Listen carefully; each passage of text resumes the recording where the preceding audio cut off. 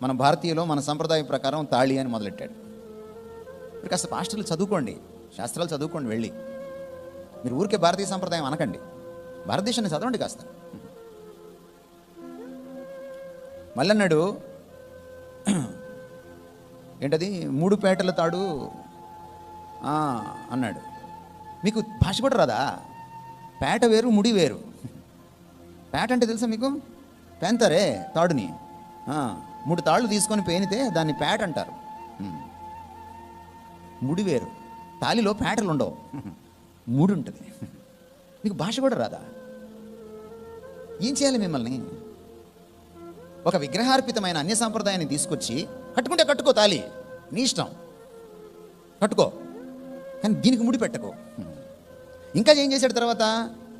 తండ్రి, కుమారు, పరిశుద్ధాత్మ అన్నారు. మళ్ళీ ఒక్కో ముడి ఒక్కొక్కరికి ఇచ్చాడు.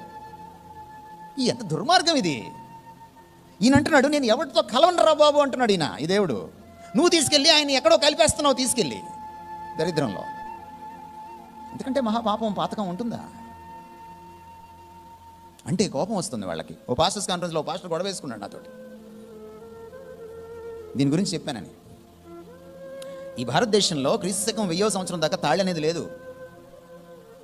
మొదట్లో తాళిలో ఈ బిళ్ళలు లేవు. ఒక నూలు వస్త్రాన్ని పేని దాన్ని పొడుగ్గా చేసి అమ్మాయి మెడలో వేసి అబ్బాయి అమ్మాయిని ఇంటికి తీసుకెళ్ళేవాడు. మామూలు మనం గేదెలని వాటిని తీసుకెళ్తాం కదా, అట్లా అన్నమాట. అది నెమ్మదిగా తాళిగా పరిణమించింది. ఆ బిళ్ళలు ఏంటో అనుకున్నారు మీరు? అవి వాళ్ళ దేవుడు దేవతల మర్మావయవాలు, జననాంగాలు. వేసుకొని తిరుగుతారా? తెలుసుకోవాలి మనం. ఇశ్రాయేలీయులకి ఈ మాట చెప్తున్నప్పుడు ఆయన, అరే నాయనా, మీరు అన్యులతో వాళ్ళ పద్ధతులతో కలవకండి, వాళ్ళని ప్రేమించండి, కానీ వాళ్ళ పద్ధతులతో కలవకండి, లోక మర్యాదను అనుసరించద్దు అని పౌలు చెప్పాడు.